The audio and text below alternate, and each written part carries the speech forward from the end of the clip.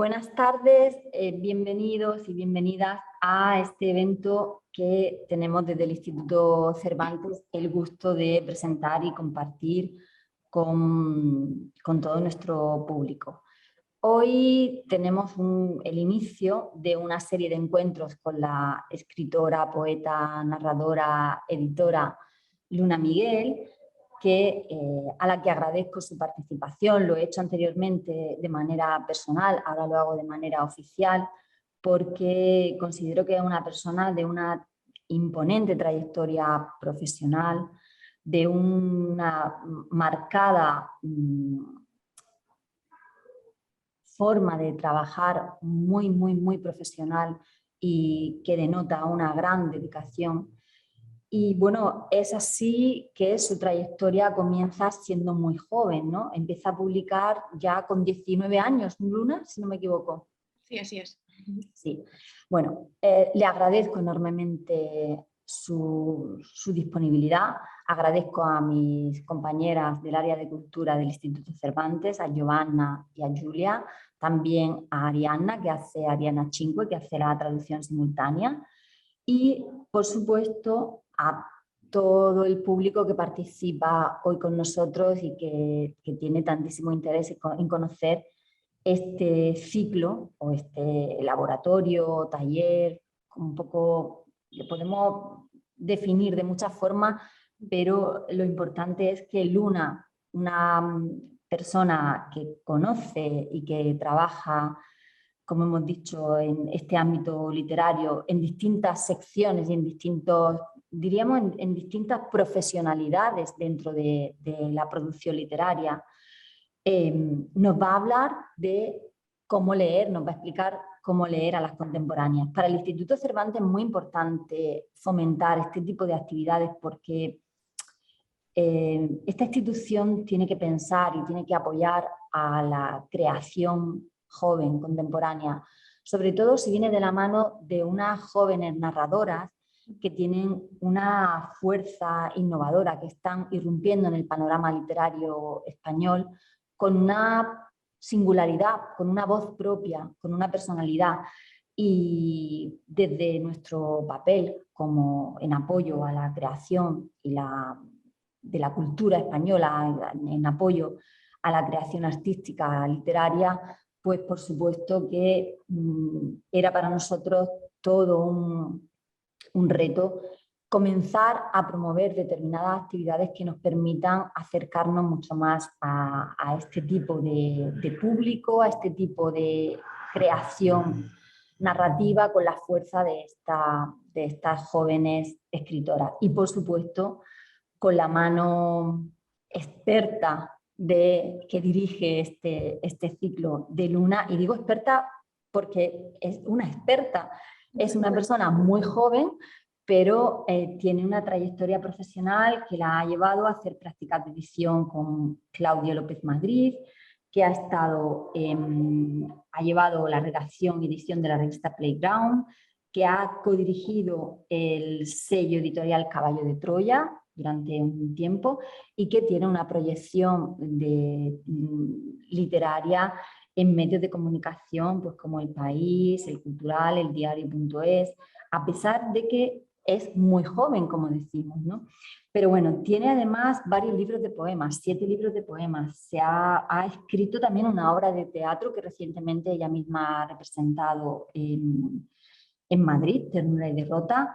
Es autora de la novela El funeral de Lolita y de diversos ensayos feministas que tocan temas tan interesantes como la escritura erótica o el poliamor, y además también uno de sus ensayos muy importante, El coloquio de las perras, donde se reivindica determinadas escritoras hispanas que han sido en determinados momentos, y bueno, tristemente ignoradas por la norma y la tradición androcéntrica que mayoritariamente nos circunda en más veces de las que quisiéramos, ¿no?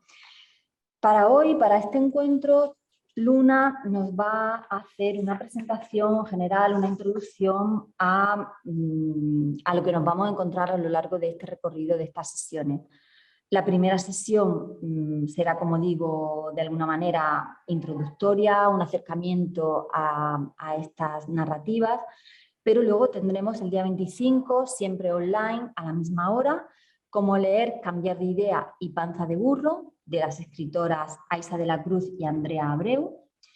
Tendremos el día 1 cómo leer, una charla dedicada a cómo leer lectura fácil, de Cristina Morales, y luego tendremos el día 8 de junio una charla presencial donde, como hemos comentado anteriormente, pues Luna nos hablará de cómo acceder realmente a la escritura de estas narradoras, de estas nuevas voces, jóvenes voces, de cómo se tratan aspectos tan importantes como el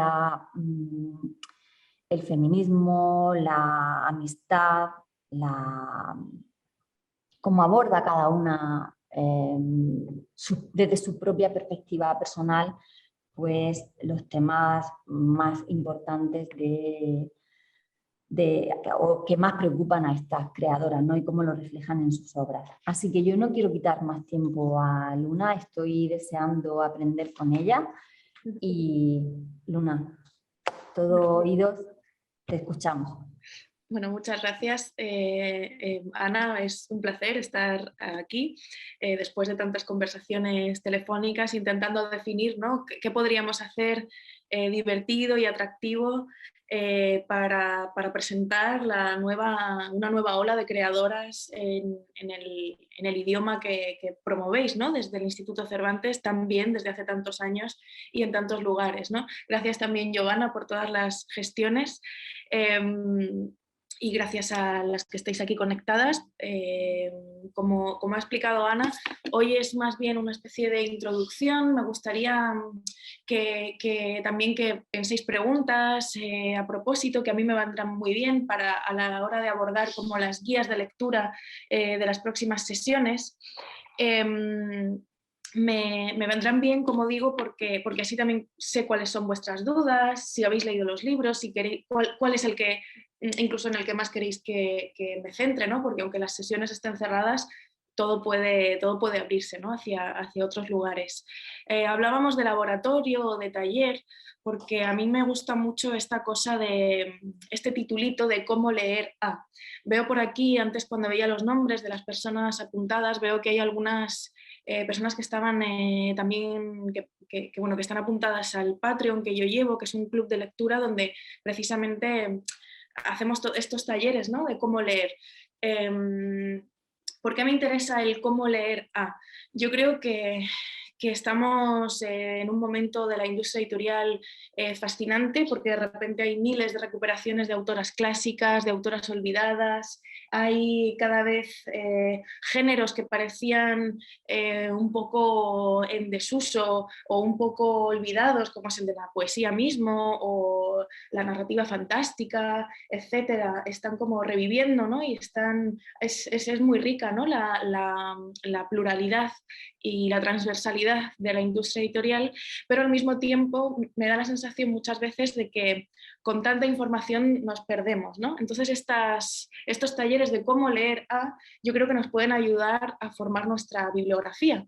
A mí la palabra bibliografía me preocupa mucho, no solo por su parecido a biografía. Yo creo que las bibliografías son también parte de nuestras biografías. Todo lo que hemos leído forma parte de nosotros, ¿no?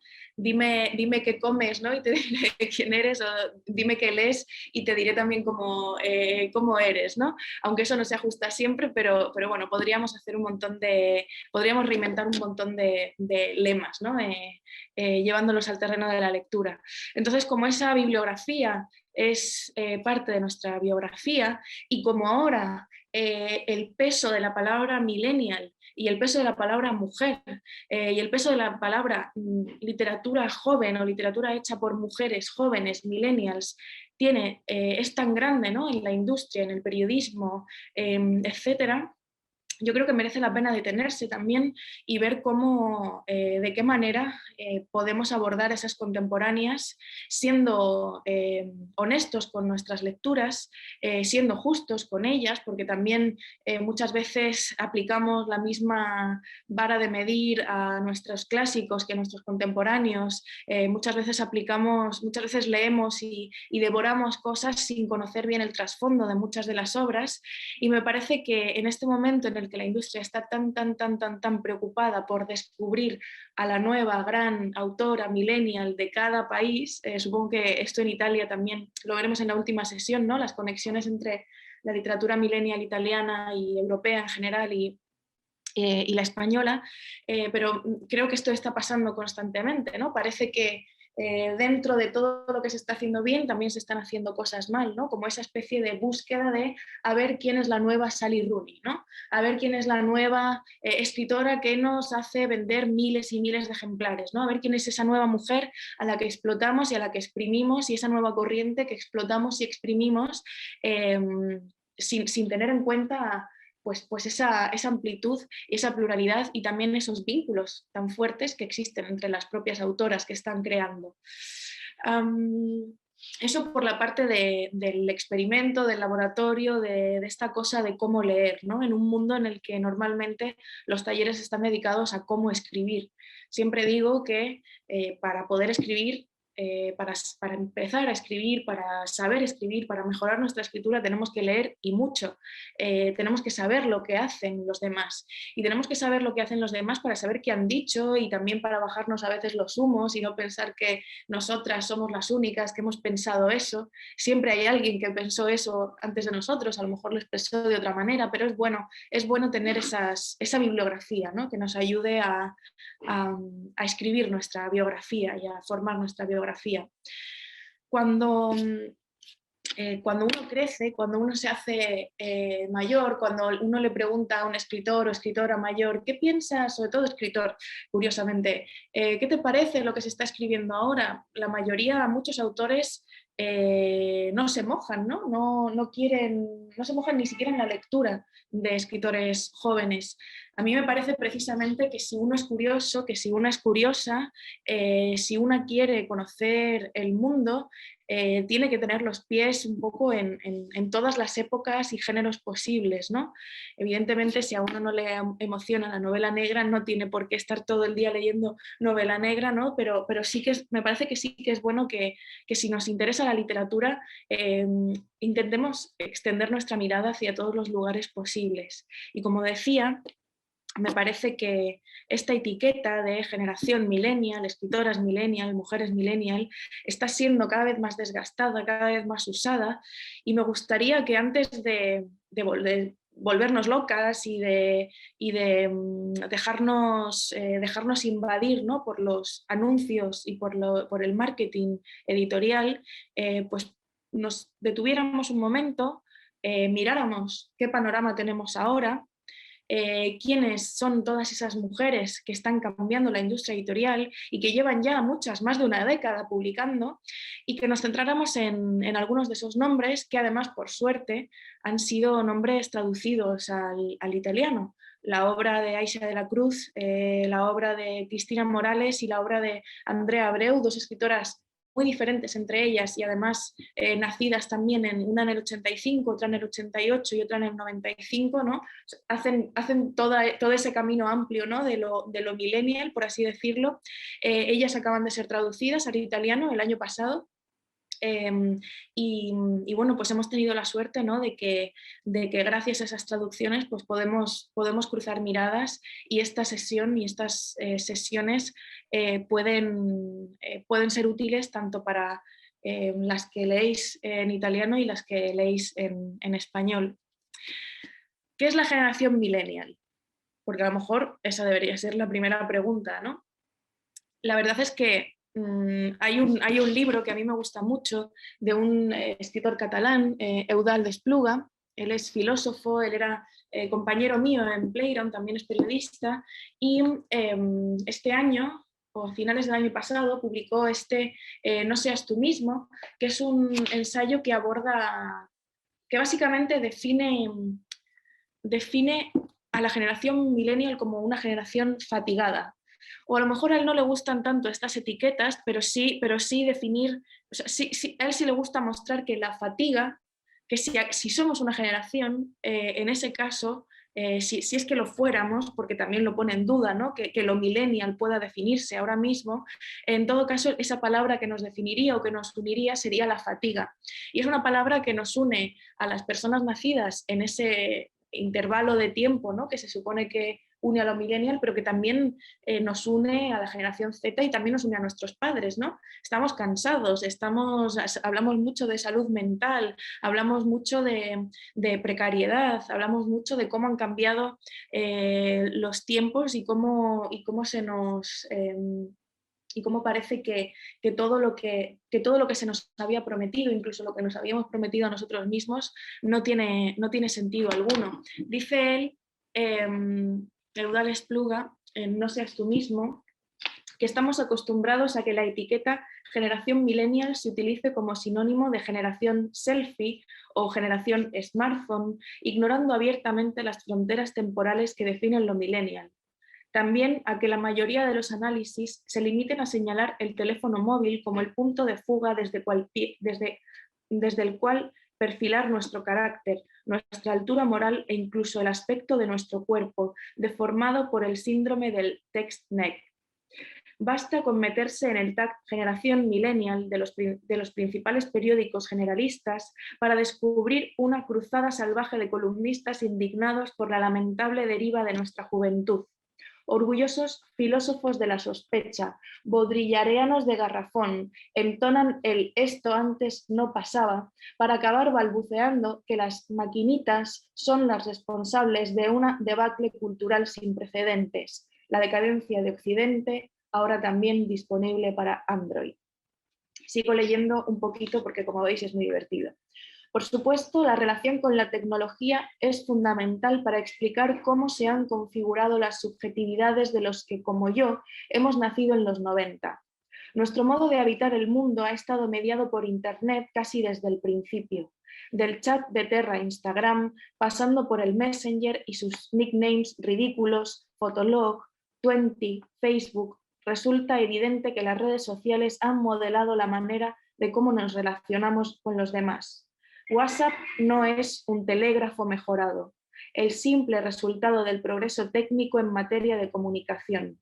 Si bien desde una perspectiva instrumental se puede argumentar que sirven para lo mismo mandar mensajes, lo digital implica un salto epistemológico que modifica nuestro acceso a la realidad, pero también un salto político y ontológico. No es exagerado afirmar que aplicaciones como WhatsApp o Gmail o Skype han cambiado nuestra forma de ser animales sociales en la medida que han alterado la disposición espaciotemporal de las relaciones. Me salto unos fragmentos en los que habla de celebridades y demás, y en los que sigue hablando de Amazon y tal, para llegar a un párrafo final con el que engancho para el siguiente tema. Dice, por lo tanto, hablar de la fatiga como la figura fundamental de nuestro tiempo y en especial como una condición millennial supone explorar cómo se conjugan estos discursos tardocapitalistas en un contexto trabajocéntrico de creciente precariedad, con el objetivo de ver que las consecuencias de su hegemonía global son codificadas como carencias morales, debilidad, holgazanería, hipersensibilidad de toda una generación. Esos críticos a la generación millennial, que nos llaman generación de cristal, porque si estamos hablando todo el rato de salud mental es que somos unos débiles, que están hablando todo el rato de mundos de yuppie, ¿no? Porque si estamos hablando de nuevas maneras de relacionarse, relaciones afectivas más sanas, evitar los amores tóxicos, etcétera, ¿no? Si estamos hablando de todo eso, si estamos hablando de la amistad, que los libros que vamos a trabajar durante el próximo mes tienen que ver mucho con esa amistad, también somos débiles porque no sabemos relacionarnos como antes. Hay una idea que la deja aquí clara, ¿no? Eudald Espluga sobre la debilidad, y que después, un poco más adelante, si quisiéramos ahondar en qué es la generación millennial y qué es la generación millennial en el terreno literario o literariamente hablando, podríamos ampliar con otro libro que a mí me fascina, es muy, muy, muy brevecito. No sé si está traducido al italiano, pero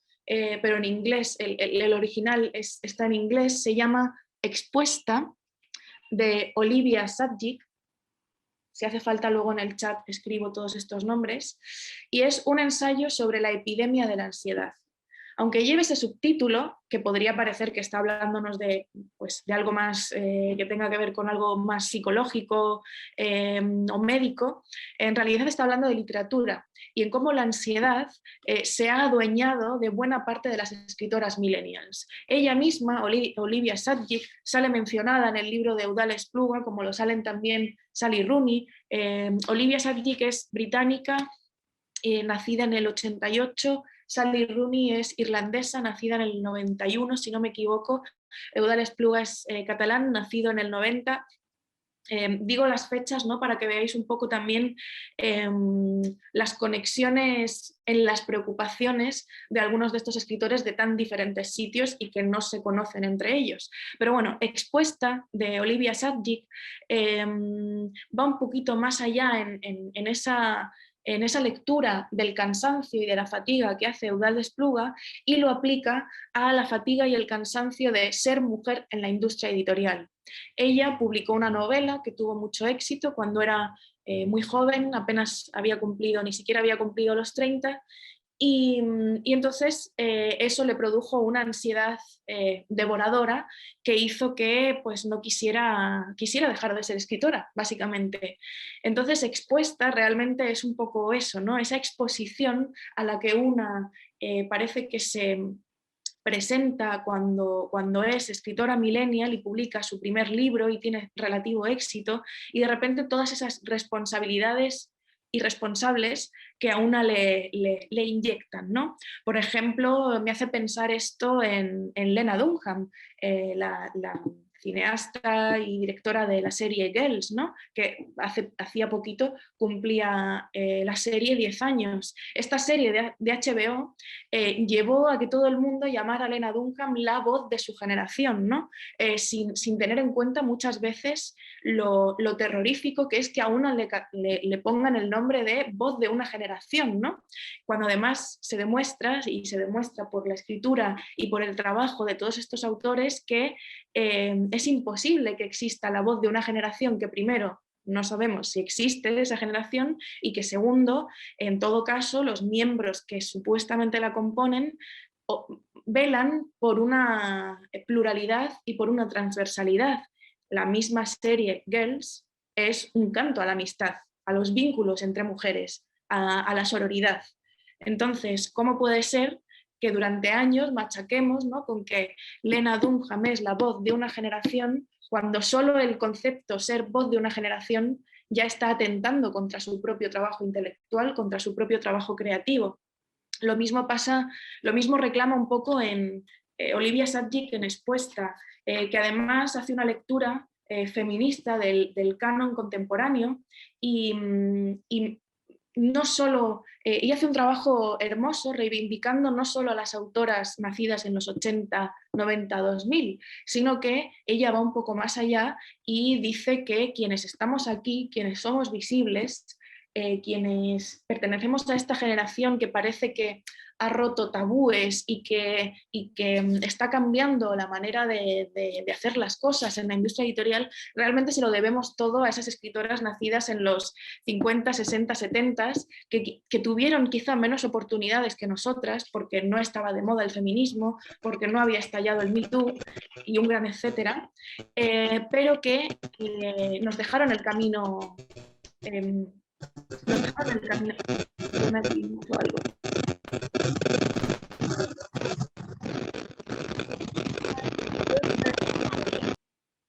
Gracias.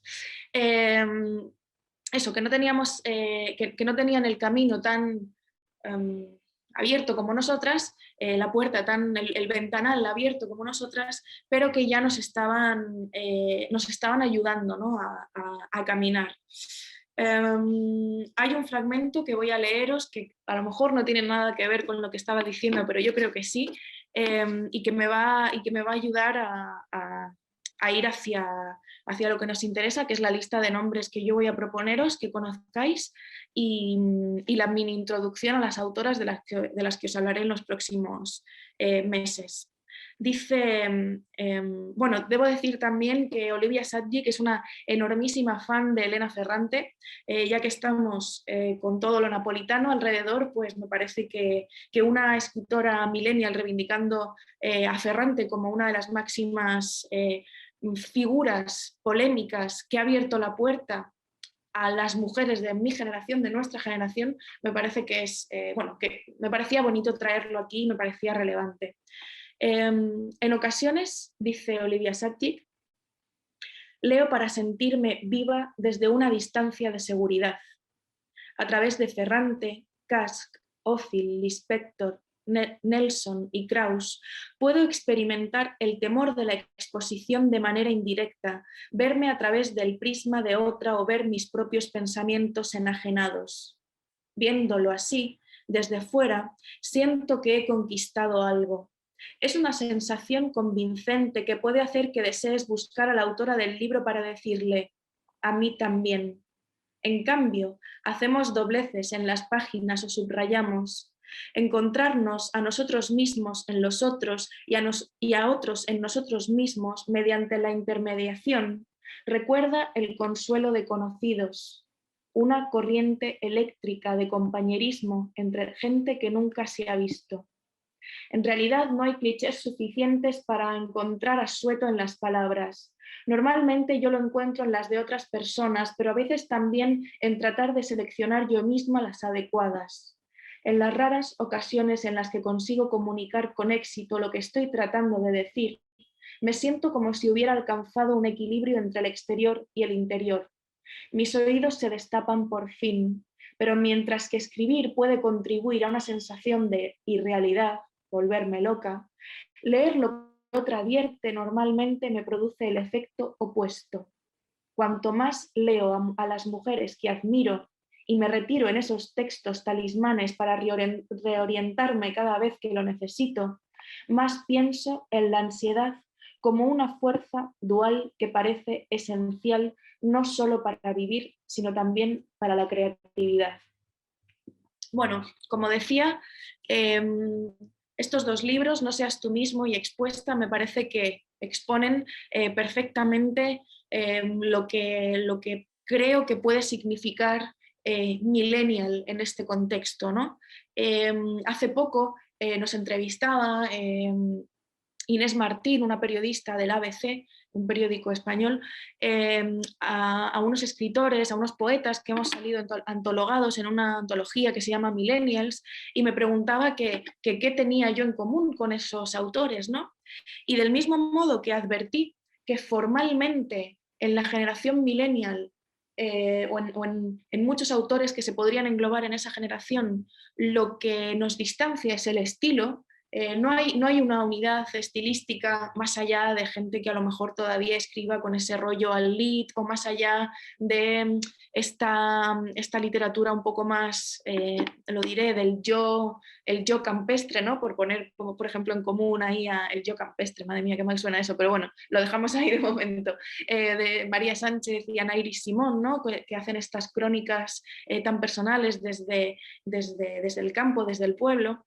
Más allá del estilo, que yo creo que todavía no he encontrado nada que nos defina o que las defina y que las una estilísticamente, creo que es lo temático lo que pesa aquí.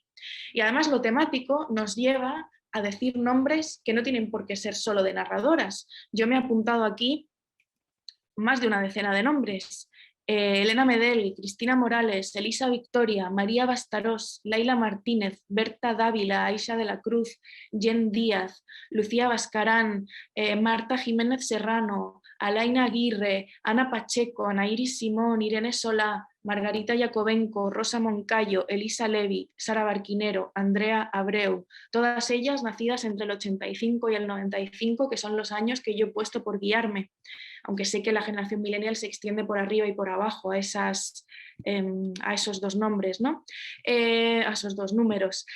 Pero más allá de esta lista, que son fundamentalmente narradoras y fundamentalmente conocidas, publicadas, traducidas, exitosamente traducidas, porque muchas de ellas ya, Elena Medel ha sido traducida hasta no sé si hasta el coreano, Andrea Abreu ahora está haciendo su gira por toda Latinoamérica, Cristina Morales va a salir hasta una serie, ¿no?, basada en lectura fácil. Hablo de ellas como narradoras, pero podríamos extender lo millennial y lo temático, es decir, la fatiga, la exposición, el cansancio, el feminismo, la sororidad, la amistad, los vínculos afectivos, etcétera, todos esos temas que han ido saliendo por aquí, incluso la tecnología, incluso la nostalgia, incluso la sexualidad, ¿no? Todos estos temas no están solo en nuestras narradoras. Pienso en la dramaturga Carla Niemann, con sus obras también, ella las representa en Madrid, sobre jardines, sobre poliamores, y además obras que utilizan tecnología constantemente. Su protagonista, la actriz se llama Yuna, está utilizando todo el rato nuevas tecnologías y al mismo tiempo es un homenaje a una autora olvidada del siglo de oro, toda esa obra, ¿no? Es que se me ha ido el nombre y por eso no estoy dando rodeos porque no soy capaz de decir la obra ahora mismo, os lo pondré otro día en el chat. Pienso no solo en Carla Niemann, pienso y perdón por llevarlo hacia casa, ¿no?, porque al final siempre uno acaba hablando de, no sé si de amigas, pero sí de admiradas, ¿no? Sara Torres, que acaba de publicar ahora Lo que hay, ¿no? Sara Torres, también conocida hasta la fecha como poeta, es también narradora y filósofa, y ha escrito un texto que es una especie de oda precisamente a la generosidad entre amigas, ¿no? Pienso en Elizabeth Duval, que ella, siendo más joven que todas las citadas, nacida en el 2000, aunque ella dice se considera millennial, una filósofa que ha hecho un poco temblar los cimientos, ¿no?, del ensayo contemporáneo español gracias a su ensayo Después de lo trans, donde aborda en primera persona todo el dilema, ¿no?, del feminismo contemporáneo con el tema de lo transgénero, ¿no?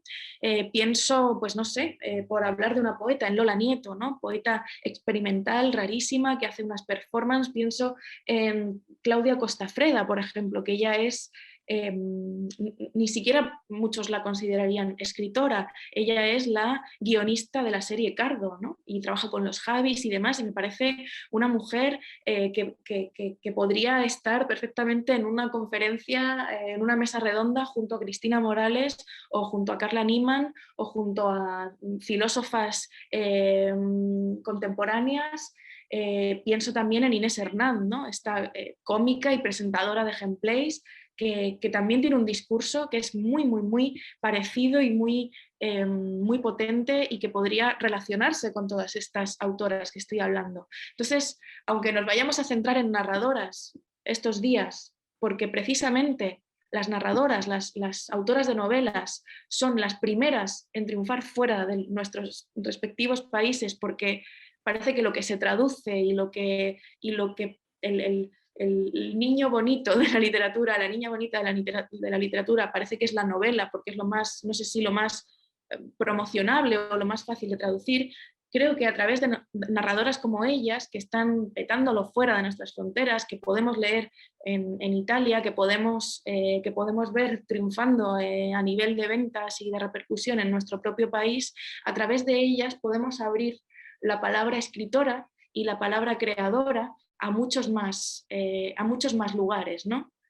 Pienso incluso en Flor Razepán, que es una autora de memes fantástica, y que me parece que en su divulgación memética en Instagram hace también mucha literatura y hace también mucho activismo, ¿no? Y un activismo, muchos de sus memes sobre feminismo podríamos decir que tienen muchísima relación con lo que hace, por ejemplo, Aisha de la Cruz en Cambiar de Idea. Me parece que si al final, después de todos estos temas, la fatiga, la ansiedad, lo digital, la amistad, la vinculación, etcétera, si todo esto decimos que es un poco lo que une a esta generación en España, y no me quisiera olvidar de los nombres también de otros autores, ¿no? Porque aunque parece que lo que está de moda, y esto es peligroso también, ¿no? Que parece que hay que buscar y buscar y buscar nuevas mujeres que escriban cosas, también hay hombres escribiendo cosas, como Eudald Espluga, ¿no? También hay hombres escribiendo cosas, titular. No lo parece, pero también hay hombres escribiendo cosas. Bueno, perdón. Justamente los temas que ellos trabajan tienen mucho que ver con esto, ¿no? Son temas también políticos que tienen que ver con estas cuestiones que sus compañeras escriben, ¿no? Pienso en Munir Hakemi, o pienso en el propio Eudald, o pienso en Óscar García Sierra, ¿no? Que ahora va a sacar su primera novela en Anagrama. Todo esto era para deciros, ¿no? que quizá cuando hablamos de literatura millennial hecha en España, escritoras millennials, cuando vemos qué hay más allá de las que triunfan, cuando vemos qué hay más allá del gran género que es, parece que es la narrativa, cuando buceamos un poco más allá, quizá uno de esos temas que podrían, o una palabra que podría definirlo todo, es precisamente esa fluidez. Quizá lo que defina, si tuviéramos que definir la generación a la que parece que todos estos nombres pertenecen, es esa transversalidad y esa fluidez, esa manera también de no conformarse con un solo género, de llevar la literatura más allá, hasta los límites, hasta la danza. Cristina Morales tiene un grupo de danza, Iniciativa Sexual Femenina, que es lo que le ocupa la mayoría de su tiempo, ¿no? Más allá de la literatura, hacia los memes, como decíamos antes, hacia el teatro, hacia muchos lugares, ¿no? que donde estas sensibilidades nuestras, estos miedos ante la precariedad, esta pasión, ¿no? por derribar ciertos clichés, se puede ver muy bien, ¿no? Y se puede ver cómo eso, ¿no? Cómo la literatura, el cómo leer a las mujeres millennials, a las contemporáneas, también es cómo mirarlas, es cómo descubrirlas, es cómo ir más allá, es cómo no quedarse con un nombre, sino fluir hacia más nombres, no quedarse con un estilo, sino fluir hacia más estilos, y al fin y al cabo no conformarse, ¿no? No conformarse. Y creo que para poder leerlas y para poder disfrutarlas, sea cual sea nuestra formación literaria, uno tiene que ir con esa voluntad de dejarse arrollar, de dejarse golpear, y de incluso aprender de los errores, ¿no? Porque las primeras novelas siempre tienen errores, y las últimas, pero yo creo que es bueno, ¿no? También dejarse llevar por lo que uno está leyendo, no dejarse llevar solo por el lema marketingiano de la industria, de la gran escritora de su generación, la voz de su generación, la nueva Elena Ferrante, la nueva Almudena Grandes, la nueva no sé qué, ¿no? Sino dejarse llevar por el texto, y dejarse llevar por esa persona que está viva, que está muy viva, que es muy joven, que tiene mucho por hacer y de quien vamos a poder aprender muchísimo. ¿Qué más? ¿Por qué he seleccionado, ya para terminar, este es el último punto que quería traeros hoy, porque además me han dicho que 45 empezaban las preguntas? ¿Por qué he elegido entonces, más allá del tema de la traducción al italiano, lectura fácil, cambiar de idea y panza de burro? Porque son 3 libros que no tienen nada que ver entre sí. Son 3 libros altamente disfrutables, altamente enganchones, como me gusta decir a mí, y porque creo que representan bien esa fluidez y esa transversalidad de la que estaba hablando antes. Además, esto no sé cómo lo apreciará una lectora italiana, pero son libros de distinto acento, por así decirlo. Panza de burro es la primera novela de Andrea Abreu.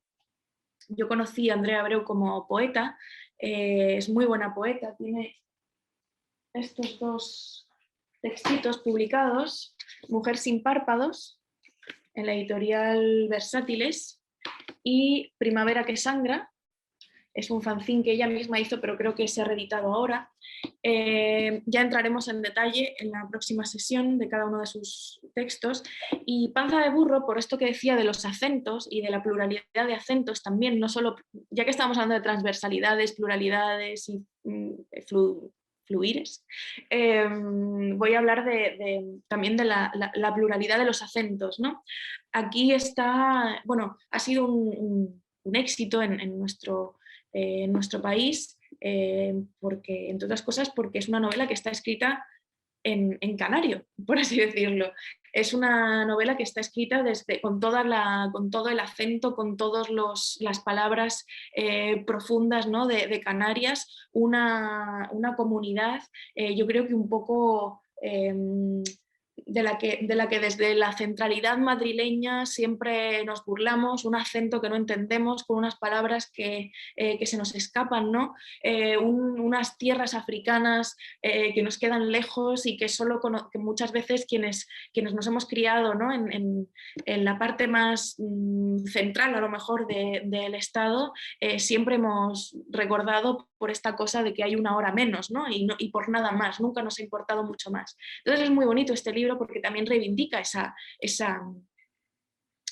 marginalidad a la que parece que su lengua y sus costumbres han estado relegadas, ¿no? Y yo creo que en parte el hecho de que haya miles y miles y miles, no sé si llevará ya 70.000 libros vendidos solo en España, miles y miles y miles de lectoras leyendo esto es un logro también para esa lengua, ¿no? y para esa pluralidad de acentos que existen en el castellano, ¿no? en el español. Yéndonos al norte, esta es la novela de una autora vasca, donde donde hay un peso además muy grande de Bilbao, de Madrid y también de México, porque Aisa de la Cruz se fue a vivir a México muy joven. Luego regresó y ahora vive también por el norte, y entonces también aquí hay como una búsqueda de los orígenes, de un padre desaparecido, también aparece mucho Sevilla, por ejemplo, porque su madre se muda a esa ciudad. Entonces es una novela muy plural, dentro de la pluralidad de su lengua como escritora. Su anterior novela es también sobre el conflicto vasco. No solo es una novela que nos lleva al norte, sino que también desde su propia experiencia nos va llevando a diferentes ciudades y nos va explicando también qué significa ser una mujer joven en todo el territorio del Estado, ¿no? Y esto también yo creo que nos podía servir mucho y nos sirve mucho para sobre todo quienes nos leéis, quienes vais a participar aquí en este taller desde Italia, para conocer distintos lugares del idioma que estáis estudiando en el Instituto Cervantes. Y por último, esta es la novela granaína por antonomasia.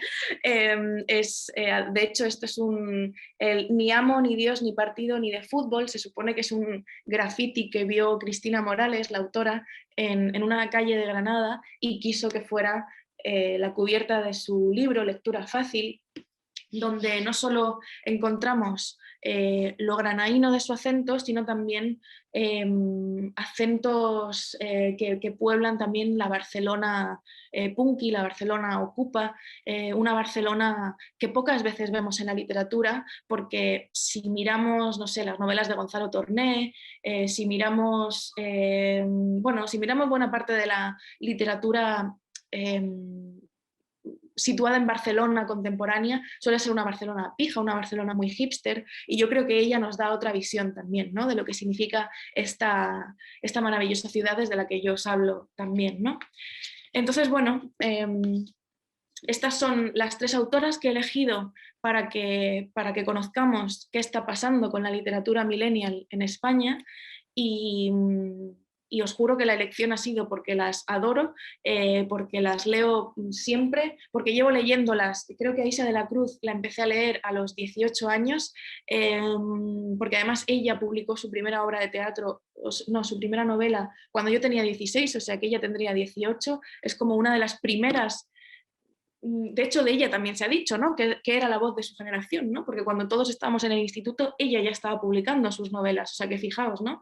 Pero bueno, las he elegido en parte también por eso, ¿no? Porque dan una visión plural, magnífica y radical de lo que significa ser una mujer joven, o más o menos joven.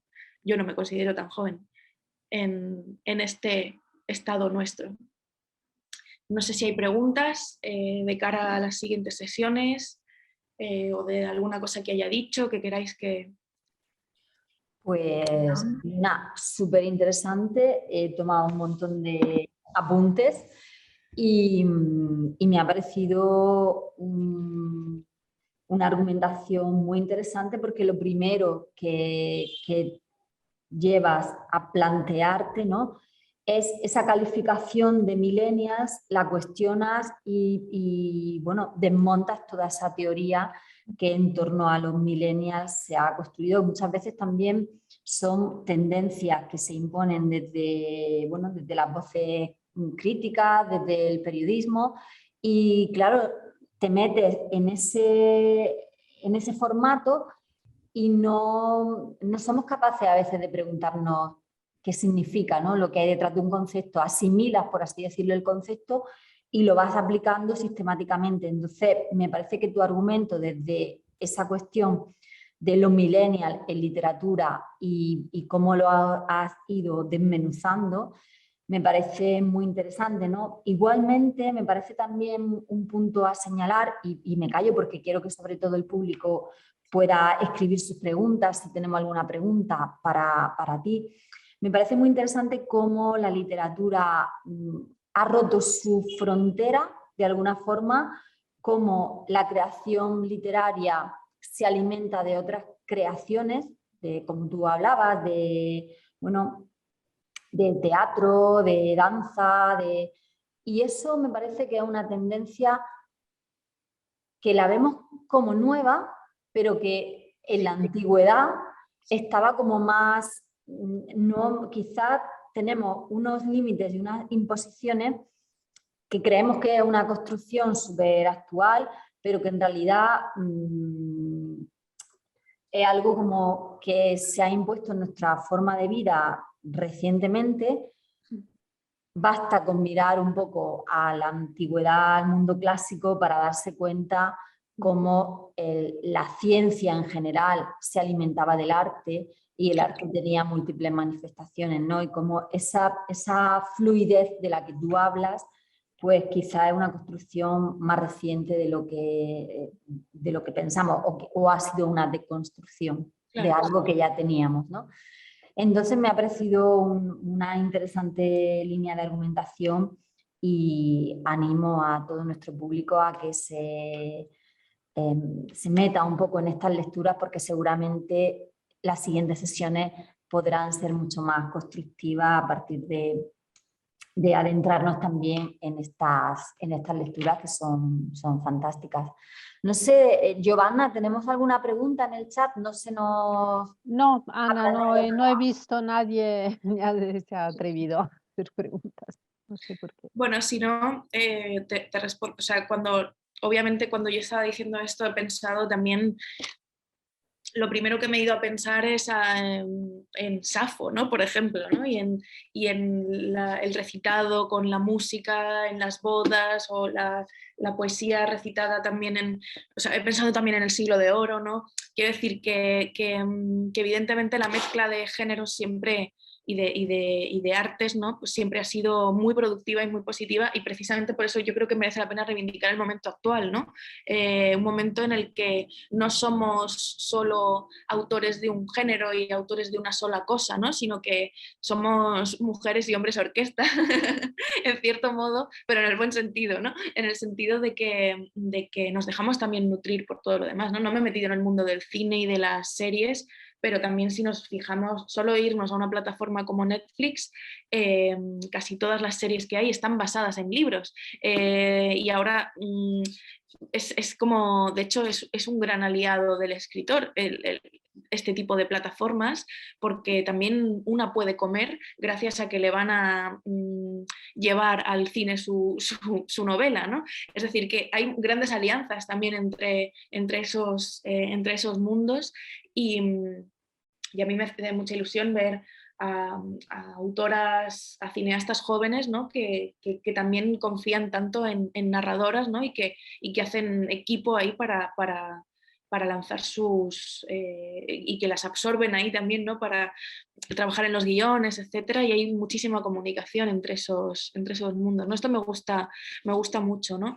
Sobre todo salir de las etiquetas, que yo creo que eso acaba... Sin duda, una de las cuestiones que quizá, bueno, yo soy muchas generaciones distantes de la tuya, y una de las cosas que me llama muchísimo la atención es cómo hay muchos temas de rap, de reggaetón, de trap, Sí. que son auténticas poesías. Totalmente. Otros no se pueden escuchar porque tienen un discurso totalmente muy poco feminista. Sin embargo, hay unas sensibilidades que afloran en voces desgarradas, en narraciones totalmente súper actuales, que solamente escuchándolas quizá a mí me ayuda a conocer a otras personas de otras generaciones con las que yo no comparto a lo mejor ocio, no comparto determinados gustos. Sin embargo, pienso que escuchando esas múltiples manifestaciones artísticas que vuestras generaciones o las generaciones que van mucho más jóvenes o sea, nuevas generaciones con las que yo quizás no tendría tantos puntos de conexión, pero solamente hace falta estar un poco despierta, ¿no? Y escuchar y tener la sensibilidad de ir más allá, ¿no? Entonces yo creo que tú nos lo has explicado muy bien. Ya te digo que te puedo asegurar que he tomado muchísimos apuntes, como 2 folios, y que he disfrutado muchísimo con tu charla, Luna, y sobre todo muchas gracias porque transmites un profundo conocimiento de la creación literaria, y a veces puede parecer muy fácil lo que tú decías, ¿no? Coges un libro y desde tu posición entiendes limitadamente parte del contenido, pero es necesario profundizar en la creación para acercarse un poco más a ella. Pues Sí, sí, hay una pregunta, sí, ¿eh? María Verónica quiere saber si Luna ve una literatura millennial post pandemia. Vale, mira, pues gracias por la pregunta porque es muy interesante, sobre todo porque yo ahora mismo, claro, yo trabajo como editora en Penguin Random House, soy, bueno, scout y editora, y leo constantemente manuscritos, o sea, cosas que me están llegando ahora, que se acaban de escribir y que están, por así decirlo, y que están gestadas entre 2020 y ahora, ¿no? Es decir, durante la pandemia. Entonces sí que es verdad que veo 2 corrientes. Una, la de las personas que quieren marcar muy claramente la presencia de la pandemia en sus vidas, y 2, las que quieren alejarse completamente porque piensan que no ha sido relevante. Es decir, por poner un ejemplo muy tonto, ¿no? Imagínate que escribimos un cuento ahora entre todas, ¿no? Y claro, hay que preguntarse si la protagonista lleva mascarilla o no cuando va por la calle. O sea, es un ejemplo tontísimo, pero es algo que he visto, ¿no? Que hay como una corriente de gente que me envía, o sea, que cuando envía los manuscritos la palabra pandemia aparece como algo fundamental, y hay otra corriente, y esto ya entiendo que se verá en el futuro cuando se empiecen a publicar estos libros, que lo da absolutamente como si no hubiese ocurrido, ¿no? Y es curioso, ¿no? Es como si, claro, uno se lo plantea, ¿no? Cuando escribes sobre el presente y cuando escribes autobiografía, sobre todo, que hay mucha autobiografía, ¿no? Entre todas estas autoras. Millennial, ¿qué haces con la guerra de Ucrania? ¿Qué haces con que Facebook ahora se llama Meta? ¿Qué haces con...? O sea, es decir, de repente el el mundo está cambiando constantemente y muy rápidamente y parece que las cosas más inamovibles de repente ya son movibles, ¿no? Desde la noche a la mañana y pasan muchas cosas y muy rápido, pero siempre, ¿no? Siempre ha sido así. Pero sí que parece que temas como el del COVID, pandemia, etcétera, por lo importantes también que han sido, están causando como esas dos vertientes. Y es lo que veo yo cuando leo manuscritos de gente joven y no tan joven en este momento, ¿no? Creo que ha sido mucho más evidente en el ensayo que en la ficción. En la ficción tú puedes imaginar un mundo en el que todos seamos rubios y por eso no hace falta tampoco ni llevar mascarilla, a lo mejor en las ficciones, pero sí que es verdad que en el ensayo esto sí que está siendo mucho más fundamental. Y cuando leo ensayos sobre la precariedad y la salud mental, el efecto pandemia está más que presente porque obviamente el ensayo trata sobre cuestiones del presente y las analiza de cara al futuro, ¿no? Y ahí es mucho más inevitable que aparezca y de hecho es hasta necesario y consecuente que aparezca. Y luego por otro lado, donde tampoco he visto demasiada presencia de lo pandémico es en la poesía. Sé que hay como diarios poéticos de los encierros y demás, pero no he visto tanto en el después, ¿no? Por así decirlo. Lo mismo, hay algún texto maravilloso por ahí que me he perdido, pero es algo que he visto muchísimo menos entre mis compañeros poetas. Muy bien, yo creo que quedaba una pregunta. ¿Cuáles considera que son las principales influencias literarias o no de las autoras millennials? ¿Crees que hay una cierta idolatría por la influencia anglosajona o también hay referentes de la tradición hispánica? Vale, pues también muy interesante.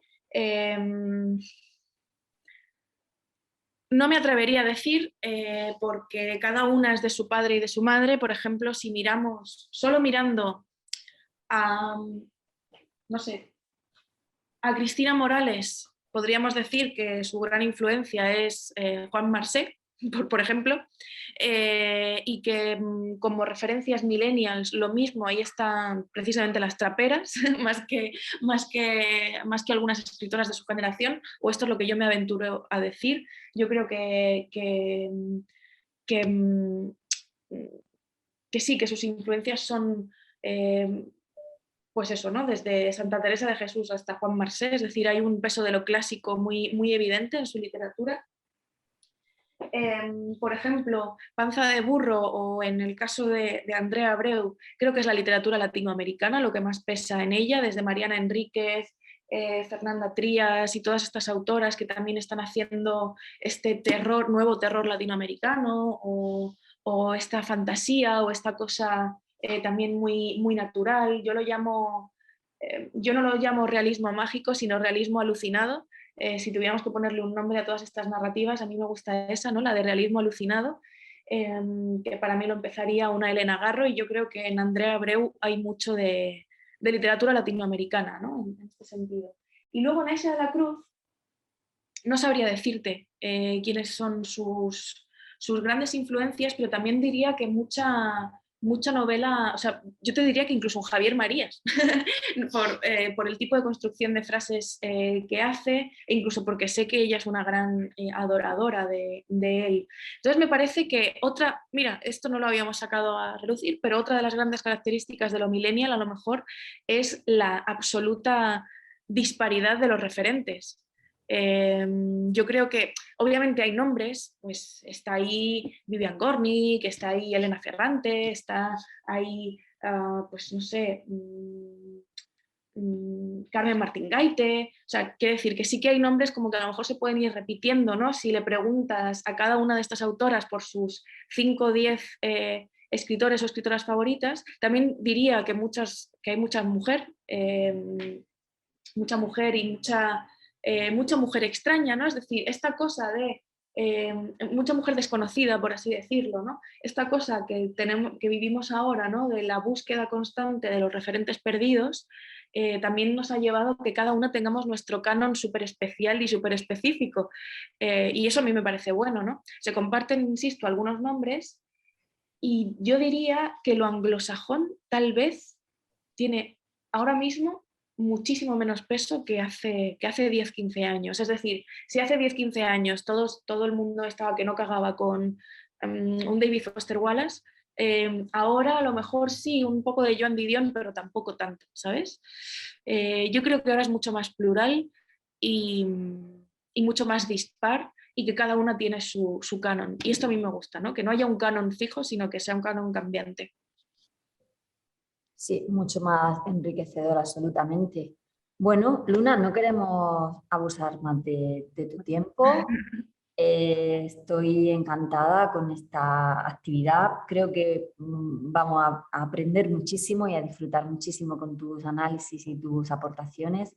Así que enhorabuena y te esperamos el próximo 25 de mayo. ¿Lo he dicho bien, no, Giovanna? 25. Sí, sí, 25 de mayo y vamos a enviar otro enlace, ¿eh? No, no va a ser el mismo.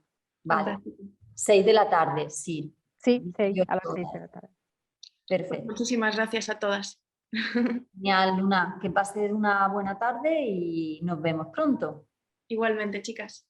Chao. Chao, hasta luego.